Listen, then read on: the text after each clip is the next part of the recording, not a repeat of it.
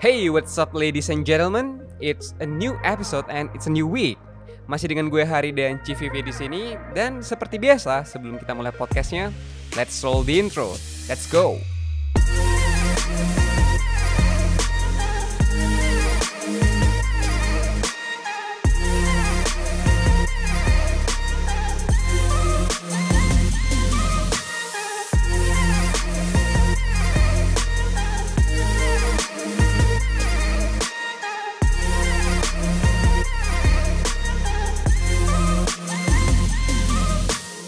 It's a brand new week, it's a brand new episode. Apa kabar Civivi? Baik, gue impress banget sama opening lo. Gue Kenapa? super impress. Kenapa? Setelah 24 episode gue merasakan ada vibe yang berbeda dari hari saat opening, gak lagi panik guys. Hah? Emang iya? Iya, gue ngerasain lo mulai tahu detikannya tanpa lo benar-benar perlu ngitung gitu. Biasanya Itu kayak gue persiapin latihan tau. dulu, Itu gue ngulang. persiapin. Hari sebelumnya juga lo selalu siapin. Mungkin hari ini gue sedikit bahagia. Ya oke, Oke, I'm happy lupakan. for you. Oke, lupakan. Anyway, podcast kita itu kan sering banget podcast kita itu ngisiin kita bicarain tentang quarter life crisis, insecurities dan lain-lain kan. Tapi hari ini tuh gue mau specifically nih ngebahas mengenai journey kita. Pasti dong selama journey kita dari jabang bayi sejak kita lahir sampai kita udah gede dan setua sekarang ini, pasti banyak life event yang menurut gue bisa banyak jadi pelajaran kan buat orang-orang kan. Amin. Gue cukup gak pede. Oke. Iya. Dari lu nih Ci, menurut lu nih, dari seluruh kehidupan lu, mulai dari lu kecil sampai sekarang, menurut lu ada nggak satu live event yang menurut lu sangat berkesan yang nggak bisa lu lupain sampai sekarang? Live event yang mungkin merubah Satu doang. Kalau 10 nanti podcastnya bisa 10 jam nih. Adalah satu di umur. Mana tuh yang paling berkesan? Di umur 20-an awal. Gue lupa sih tepatnya berapa ya. Kenapa tuh? Ada Gua kejadian lupa, apa itu? Mendekati akhir kuliah atau awal gue bekerja. Gue lupa. Kenapa tuh? Ada Gue lupa. kejadian Pokoknya awal 20 lah. Apa tuh? Itu pertama kalinya gue belajar bahwa semua yang gue pelajarin selama ini salah. Semua yang gue percayai selama ini salah. Kayak untuk Kenapa? pertama kalinya gue nggak tahu ya kalau gimana dalam keluarga lo, tapi keluarga gue tuh mamahku tuh pinter sekolahnya dulu. Oh. Ya dia ranking Oke. gitu loh. Di sekolahnya dulu. Ya, menurut ceritanya dia. Tapi gue percaya sih itu. Oke. Dan dia tuh Ya, suka nurun biologi. sih ke lu. Menurut dia sih nurun. Oke. Ya gue iyain aja. Terus kalau papaku tuh lebih ke kreatif side gitu loh. Oke. Papaku tuh pinter bikin, waktu aku SD itu tuh papaku tuh lebih cenderung bikin yang prakarya lucu-lucu, ngerti gak? Yang kayak misalnya di sekolah ada tugas sekolah nih, Iya. bikin kotak pensil dari stick es krim gitu. Oh Bapak iya, gue tuh ada, lebih semangat. ada. Hah, Dulu gue bapak tuh gue tuh lebih bikin, semangat. Nanti gini aja Vi. dulu tuh gue Apa? bikin lentera dari angpau. Nah kayak gitu-gitu kan, kayak iya. disuruh kreatif gitu. Gue tuh gak pernah bisa. Karena begitu gue ngomong sama bapak gue tuh langsung oke, kita bikin kayak gini. Dia tuh kreatif banget gitu soal itu. Oh iya. Terus kayak bahkan dia tuh lebih detail, kalau numpuk stick es krim tuh kayak rapi gitu. Kalau gue tuh udah mencong sana sini gitu loh. Oke. Gue tuh kurang peduli gitu. Nah jadi bapak gue tuh cukup melengkapi satu sama lain lah dari sisi intelijensi dan otak kanan otak kiri gitu. Nah tapi yang gue tahu selama ini adalah gue tahu bahwa mama papaku itu tuh perjuangannya itu adalah untuk keluarganya gitu. Itu yang gue rasain ya gitu. Jadi maksudnya kayak mereka tuh core hidupnya, center of life-nya itu tuh Keluarga. ada di keluarga gitu. Terutama di anak-anaknya. Bagus dong, berarti mereka Jadi- family man banget dong. Family man and family person. Family person. couple. Jadi itu yang gue rasakan sih. Maksudnya ya mungkin banyak ya mungkin banyak orang tua kayak gini ya. Kalau apalagi angkatan baby boomer kan kayak ya untuk keluarga, untuk anak kan gitu kan kayak Iya. untuk anakku, siapa lagi untuk anakku gitu. Nah, Bener. tapi kemudian yang aku tahu adalah mereka tuh selalu nomor satu tuh pendidikan. Nomor satu. Oh. Ini Jadi intermezzo kayak- bentar. Lo itu berapa bersaudara? 2. Berarti yang paling kecil Gua berarti? manci. Oke. Terus? Cewek semua, gua manci gua. Heeh. Nomor 1 di aku tuh pendidikan. Oke. Nggak di aku ya, di ciciku juga. Jadi kayak selalu berusaha untuk nyari sekolah yang terbaik tuh mana. Sekolah yang nggak cuma nomor 1 tuh nggak cuma nilainya, tapi juga apa ya, dididik secara akhlaknya gitu loh. SMA Kayak mereka tuh pusing Loyola. banget. Itu yang accidentally aku masuk sana itu, tapi oke, berujung baik gitu ya. Cici lu bukan Tapi, lulusan sana? Bukan alumni Loyola? Oh bukan. Bukan, gua doang. Oh, oke. Terus jadi mereka tuh selalu berusaha untuk nyari sekolah yang ya semampunya mereka gitu ya, nggak yang kayak sekolah internasional, nggak mungkin juga nggak mampu. Terus jadi semampunya mereka tapi yang terbaik gitu. Jadi gue tuh selalu merasa effort yang orang tua gue berikan untuk anaknya tuh di pendidikan. Jadi yang gue tahu adalah cara untuk menghargai itu adalah dengan ya gue sekolah sebaik-baiknya gitu. Nangkap. Jadi kayak yang gue tahu adalah yang membuat mereka bahagia gimana ya? Karena gue tahu kan gue nggak punya duit gitu ya. Yang cara membuat mereka membalasnya bahagia itu dengan satu-satunya yang gue tahu adalah ya setidaknya gue sekolah yang benar gitu loh, nggak bolos gitu lah, nggak tiba-tiba cabut gitu. Gue tahu sih banyak anak yang kayak malas sekolah gitu kan, dan ya kalau memang mereka kayak gitu ya nggak apa-apa juga. Tapi kemudian ya maksudnya itu pilihan hidup gitu loh, ya kan. Tapi buat gue tuh ya memang gue merasa itu adalah cara terbaik gue untuk setidaknya tidak menambah beban pikiran kali ya, itu istilahnya deh gitu yang gue tahu. Nah, terus apa yang bikin lu merasa itu sangat berbeda ketika di akhir perkuliahan lu gitu? Sebetulnya kayaknya kita udah pernah nyinggung ini di episode berapa gitu ya, episode awal-awal deh, kayak yang bagaimana mengambil keputusan itu. Tapi ya itu life changing buat gue ceritain aja ya. Jadi yang gue tahu adalah setidaknya yang gue tahu untuk membuat orang tua gue bangga, meskipun itu cheesy, itu classy ya untuk anak kecil, apaan sih lu buat bangga orang tua kayak ya, tapi itu yang gue tahu untuk setidaknya apa yang gue bisa lakukan saat itu adalah setidaknya gue nggak naik sekolah gitu loh. Pokoknya naik sekolah terus supaya nggak bayar terus kan, supaya kan mahal gitu loh. Nah, jadi yang gue tahu, tapi emang somehow kebetulan tuh gue tuh tipe yang ranking juga. Jadi maksudnya kayaknya tuh soal sekolah itu justru kan banyak yang ranking, orang lain juga banyak yang ranking. Maksudnya gue tuh nggak yang tipe struggle banget soal naik kelas gitu loh. Gue lolos aja gitu. Tapi dan kemudian ranking lagi. Iya, tapi kemudian kan alam semesta ini adil ya. Kekuatan lu adalah kelemahan lu kan. Gitu kan. Jadi saat itu kekuatan gue ya yang gue tahu adalah sisi akademis gitu kan. Yang gue tahu, satu-satunya yang gue tahu nih sisi akademis yang gue tahu ya itu gitu. Tapi saat gue tes minat bakat saat itu hasilnya tuh terlalu random sampai terserah mau jadi apa aja gitu. Iya, lebih susah lagi dong hidup gue digituin. Lu bisa jadi apa aja dong? Ya ketika anak kecil dia ngomong kayak gitu bangga ya, tapi ketika lu mau lulus kuliah terus harus milih perkuliahan, itu kutukan Hari. Terus gue harus kemana kan bingung kan? Kebayang. Tapi iya dong. Kayak kan gue berharap lu ngasih gue pencerahan, kenapa lu malah memberikan gue masalah lain gitu kan? Ya harusnya semakin kita dewasa itu kita semakin menjurus kan. Kita tuh bagusnya di mana, kita itu hebatnya di mana, supaya kita bisa nyari jurusan yang lebih tepat, mendukung minat dan bakat kita. Dan kalau nyari kerja itu lebih sesuai. Kan diharapkan kan hidup kita kan linear, ya sih. Kayak apa yang kamu perjuangkan lah apa yang kamu dapatkan. Iya, benar. Ya tentu saja itu adalah hidup yang paling ideal ya, enaknya. Kita juga punya teman kayak gitu kok. Nanti kita bahas. Nah, tapi waktu itu kayak nggak pernah tahu aja. Yang mana? Teman yang mana nih? Yang baru nikah? Ya nanti lah. Yang baru nikah? Iya, salah satunya. Oke. Next.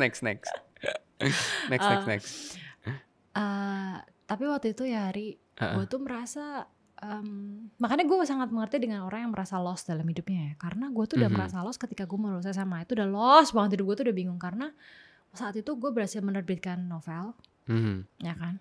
Iya benar, penulis kondang. Terus artinya otak kanan gue kepake nih, gitu. Saat selama ini gue berpikir otak kiri gue doang yang gue pakai gitu.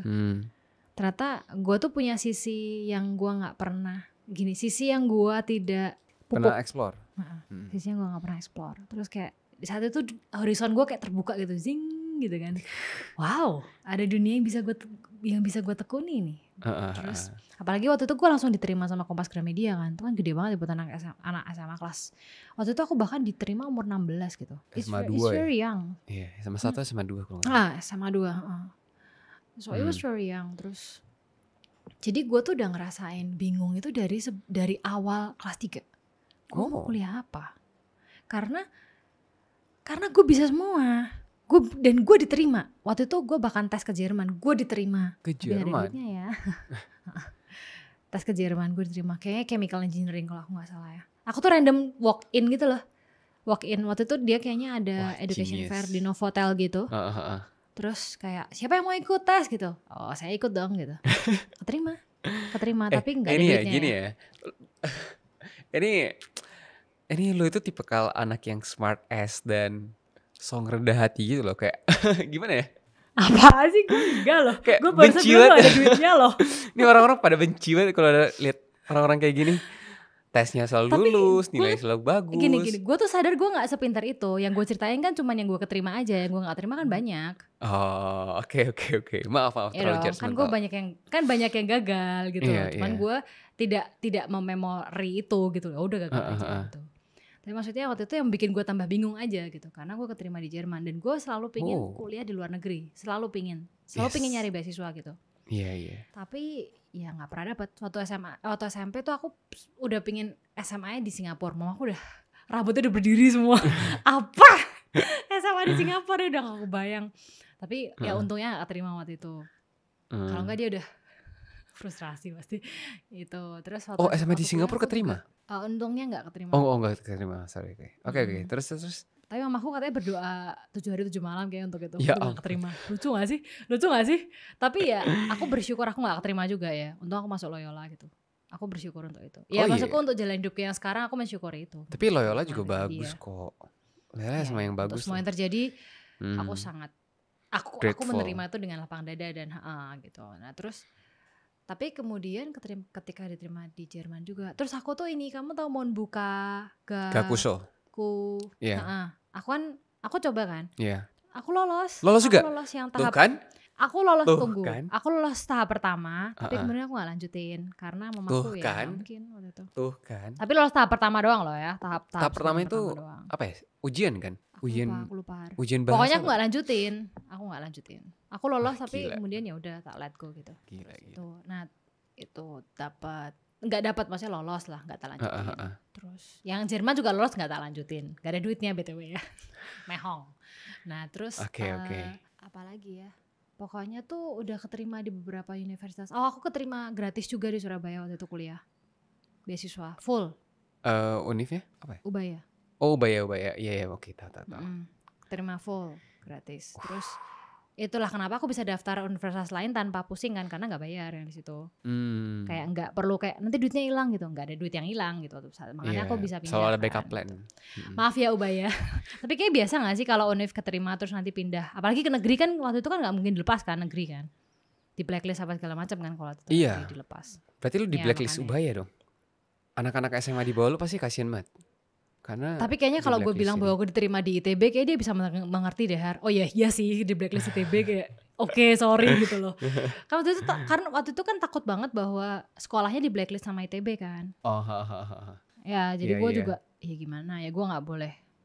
Ya anyway gitu. Terus jadinya pada saat itu yang bikin bingung adalah kuliah di mana, kuliah apa. Karena aku suka semua. Aku tuh selalu pengen belajar hospitality. Berarti emang dari dulu aku tuh suka. Lu tuh tipikal yang orang yang udah curious banget dengan banyak hal gitu. Iya. Aku tuh menurut gue dunia tuh luas banget dan lu udah semua mengenal bidang, dunia semua tuh negara luas tuh ya. Kayak gue pengen tahu gitu. Gue selalu pengen tahu. Tapi gue tahu bahwa saat itu gue nggak bisa mengerti bahwa ternyata ketakutan orang tua gue adalah mereka nggak tahu apa yang gue mau gitu loh. Gak kebayang gitu. Karena buat mereka kan nggak ada experience-nya kan, kayak. Iya. Apa kuliah luar negeri tuh apa? Buat mereka tuh lah, mama papaku kan SMA. Oke. Maksudnya lulusan formalnya SMA. Memang dulu kan banyak kursus-kursus gitu kan, Har. Iya. Dulu zaman dulu gitu loh. Dulu kan Iya. kursus tuh bisa dapat kerja. Iya, Nah, tahu. mereka kursus-kursus gitu. Terus tapi lulusan formalnya tuh SMA. Jadi untuk aku mau S1 terus S2 tuh buat mereka tuh kayak udah sekolah terus gitu loh. udah Niana capek ujungnya mau mereka kemana? dengernya. Iya. Iya, nah terus tapi mereka tuh cukup gimana ya, kayak mereka tuh oke kamu maunya apa sih, tapi mama papa tuh sanggupnya tuh segini di sini kayak gitu. Nah karena impian mamaku tuh selalu bilang kamu tuh dari kecil selalu punya impian tuh gede banget gitu, sampai nggak bisa dimengerti gitu loh. Mereka tuh sampai kayak apa sih nih anak ngomong apa sih gitu. Gue tuh gue udah nggak ingat, tapi maksudnya mereka tuh selalu kayak gitu. Kamu tuh selalu pingin punya visi yang gitu, besar. Kamu tuh selalu pingin adanya apa, kamu tuh selalu pingin nge-break gitu loh, selalu katanya. Terus gue kayak ya tercermin ya sekarang ya. Maksudnya kayak gue kan susah diatur, gue memang susah diatur gitu. Tapi gue baru sadar bahwa ternyata saat itu kesimpulannya adalah kemampuan orang tua gue di mana.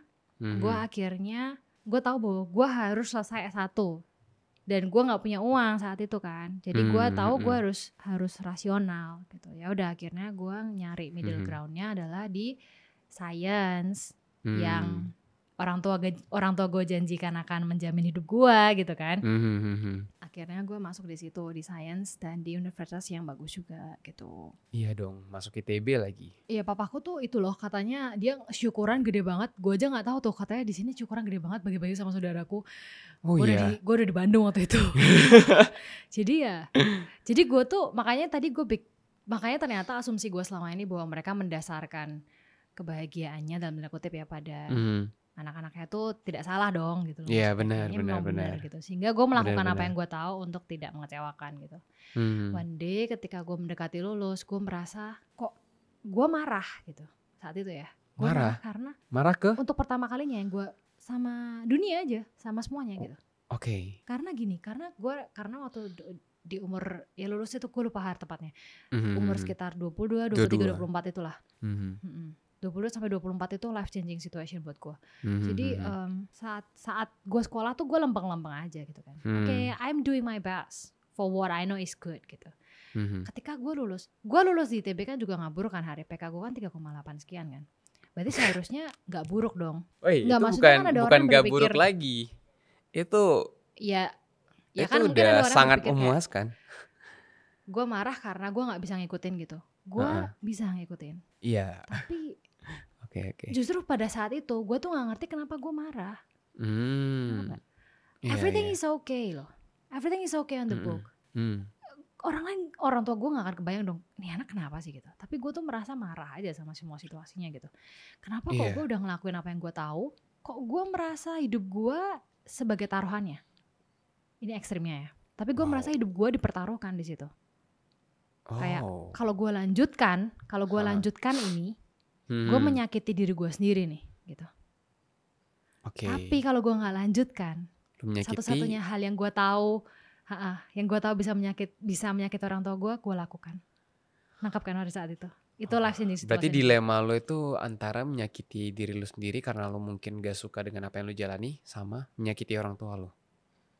Karena yang aku rasa yang mereka tahu membuat mereka bahagia gitu, dan gue tahu membuat mereka bahagia adalah yang seharusnya gue lakukan. Jadi saat itu yang membuat gue sakit sekali adalah karena gue merasa mengorbankan diri gue sendiri untuk orang lain, which is stupid ya sebetulnya gitu. Kayak itu tuh konsep yang stupid, tapi well it happens untuk anak umur segitu ya. Jadi kalau nanya sama gue apa sih yang buat paling gue berubah, ketika gue memutuskan untuk tidak lagi mengorbankan diri gue untuk orang lain sih. Ternyata itu bukan egois gitu. Ternyata itu bukan sebuah keputusan yang reckless or stupid gitu. Karena setelah lebih dari 5 tahun, ya saya sudah tua.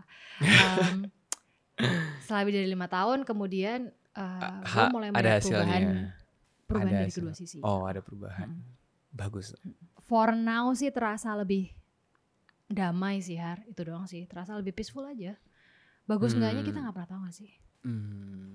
Kalau gue sendiri iya, kalau lu gimana? salah satu hal yang menurut gue life changing banget itu, ini gue tuh beda banget ya sama lo ya. Lo kan tipikal anak yang, maksudnya anak murid yang berprestasi, ranking, terus dapat beasiswa dan lain-lain kan. Pada saat gue sekolah, gue tuh termasuk yang mediocre aja. Gue tuh termasuk anak-anak yang ya naik kelas aja. nggak bodoh-bodoh amat, nggak pinter-pinter amat juga. Memang sih dulu itu gue masuk kelas plus kan. Dulu itu di SMA tuh ada yang di angkatannya ada yang kelas plus, ada yang kelas biasa kan. Memang gue masuk yang kelas plus dan ranking gue ya 10 besar, 20 besar, tapi nggak pernah yang ranking 3 besar. Jauh dari 3 besar lah. Jadi menurut gue itu gue mediocre aja. Dan dulu gue merasa karena gue masuk kelas plus itu gue merasa apa ya, walaupun gue rankingnya mediocre, menurut gue mediocre ya 20, ranking 20-an, ranking 20 besar. Dari berapa anak dulu? Kalau dari 20 anak, Dari Oke, anaknya itu berapa ya? 40-an atau 50 kalau nggak salah. Ya makanya gue menganggap gue mediocre aja. Gue mediocre aja. Tapi karena dulu gue anak plus, anak kelas plus, gue merasa itu gue cukup pintar dibandingkan dengan teman-teman gue lain yang bukan anak plus. Ini mungkin kedengaran sombong ya, cuman ini bukan mau ngebandingin juga, cuman ya pada saat itu gue merasa gue punya sedikit kelebihan di akademik. Dan gue merasa pada saat itu. Tapi memang beralasan. Apanya beralasan? Ya kan kamu di kelas plus kan? Iya. Jadi kamu punya alasan gitu loh. Nah, alasan gue itu maksudnya gue nggak membandingkan diri gue dengan diri yang lain. Maksudnya gue cuma menyadari bahwasanya gue tuh cukup baik di akademik, misalnya di matematika, fisika, kimia, itu nilai gue tuh lumayan bagus. Dan apalagi pas gue tahu gue tuh keterima di ITB itu jalur undangan. Nah itu menurut gue kayak sesuatu yang aku jalur undangan. Nice. Aku jalur undangan. Mungkin karena menurut gue ya jalur undangan itu menurut gue tuh hoki-hokian sih menurut gue ya. Kuota karena gue, kan ada kuotanya kan. Kuota iya, hoki-hokian juga iya. Tapi yang gue rasa adalah gue cuma mempertahankan nilai gue tuh di atas rata-rata sekolah aja. Oh gitu. Sampai gue masuk di ITB. Sampai pertama kali gue masuk di ITB. Welcome to the jungle.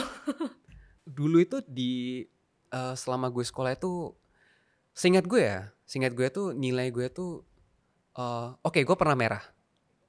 Seingat gue pernah merah. Kalau nggak salah di SMP, nilai rapor gue tuh gue pernah merah. Tapi gue nggak pernah yang namanya tinggal kelas. Jadi selama hidup gue, memang nilai gue pernah jelek. Tapi gue nggak pernah yang ngerasain yang namanya tinggal kelas. Nah, pertama kalinya dalam hidup gue ngerasain tinggal kelas itu. Jujur aja, ini gue jarang banget gue ceritain ini ke orang-orang. Tapi pertama kalinya gue ngerasain merasakan rasanya tinggal kelas itu di ITB. Gue tuh ada satu mata pelajaran. Ketinggalan ya? Bukan, ada satu mata pelajaran yang gue nggak lulus. I see. Jadi gue harus ngulang. Di situ gue merasa terpukul banget, gila. Karena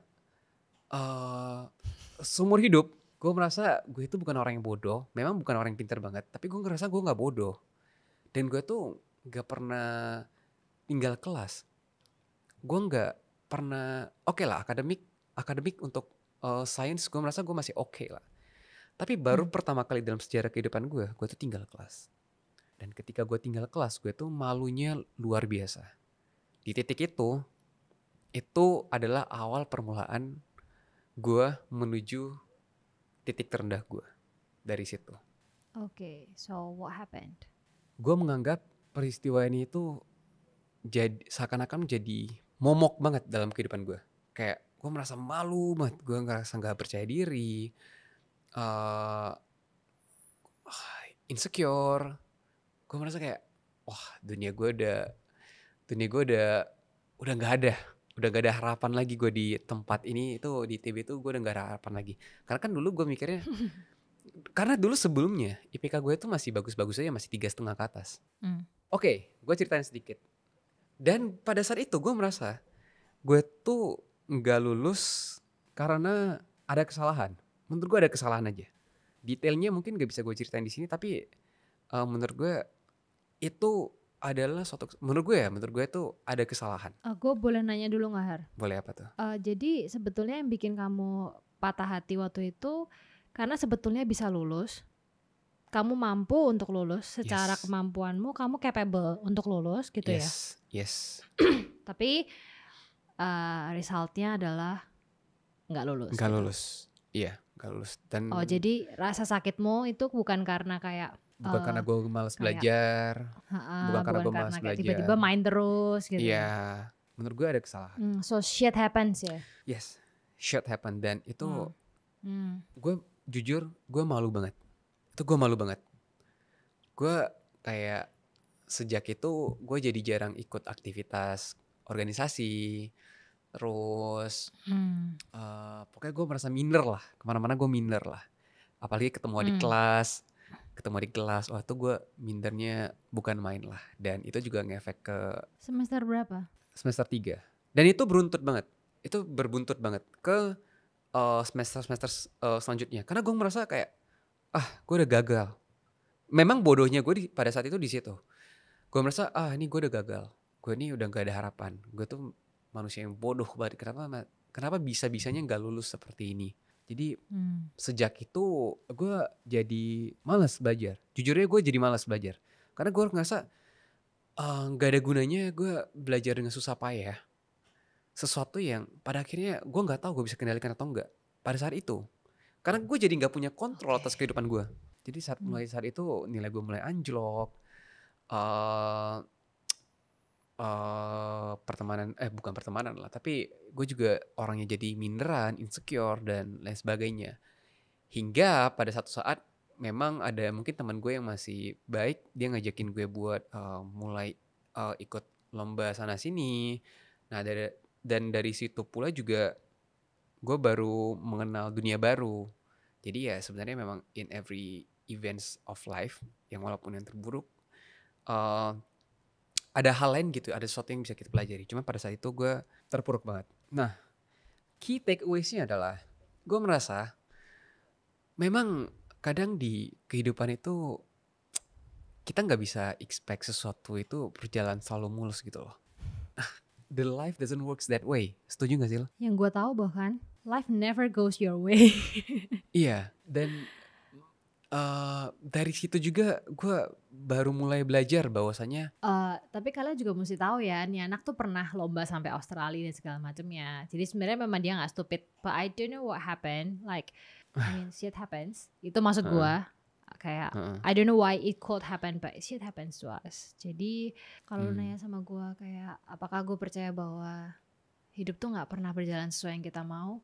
Yang gue tahu ya, Har, justru yang membuat kita bahagia itu ketika sesuatu kayak tiba-tiba universe say yes gitu kan, yang buat kita bahagia loh, kayak finally gitu. Iya. Nah tapi justru kita bahagia itu kan karena memang itu hampir tidak pernah terjadi, ya kan? Karena kayak akhirnya gitu loh, kayak finally gitu. Tapi ya kembali lagi, papaku selalu bilang bahwa ya kamu tidak akan merasakan kebahagiaan itu kalau kamu nggak berjuang gitu.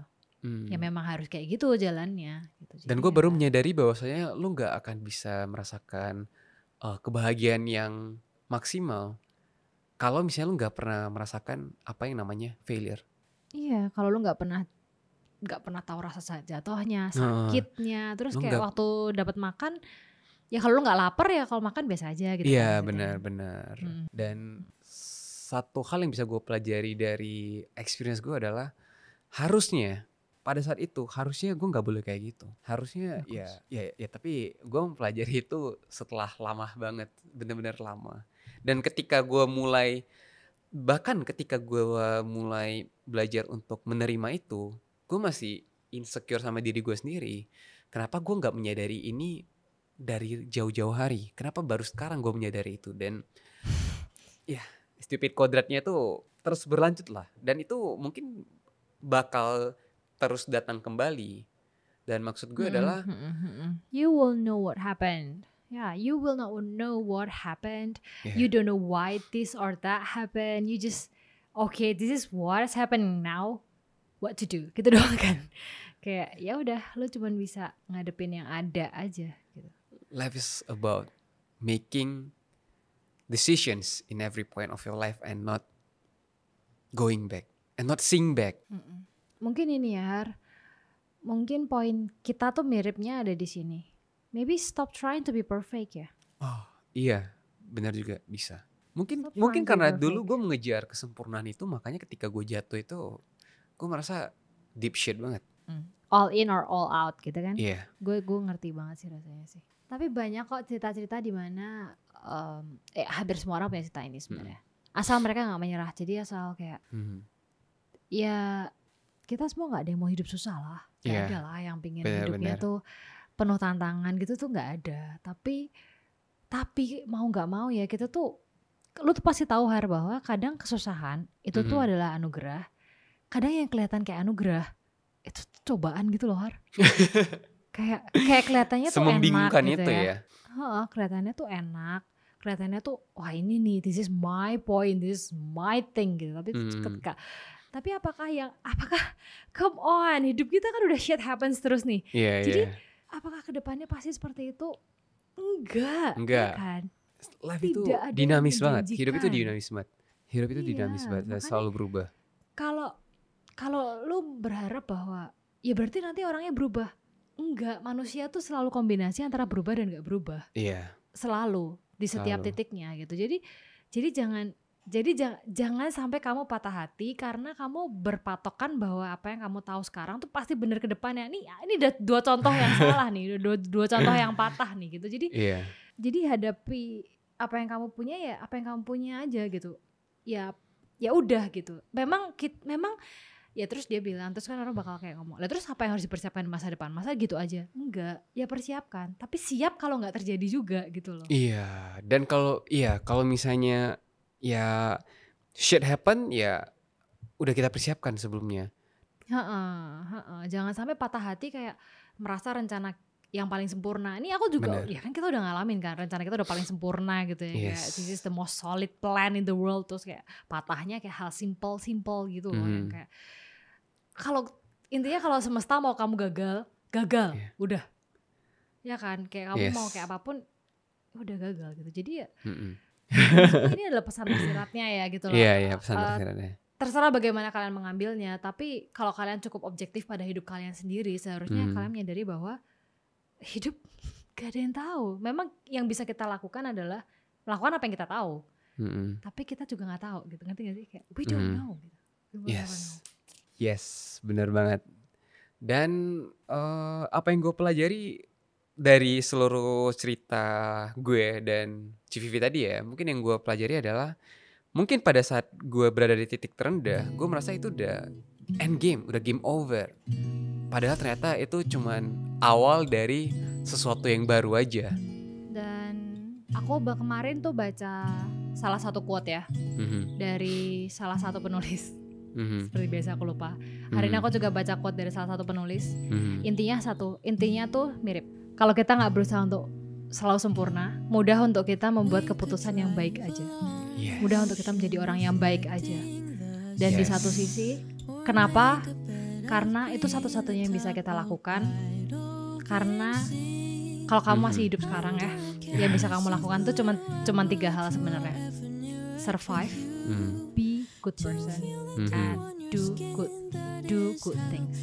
Udah. Yes. Udah. Exactly. Setuju banget. Oke, mungkin itu aja episode buat kali ini. And until next time, bye-bye.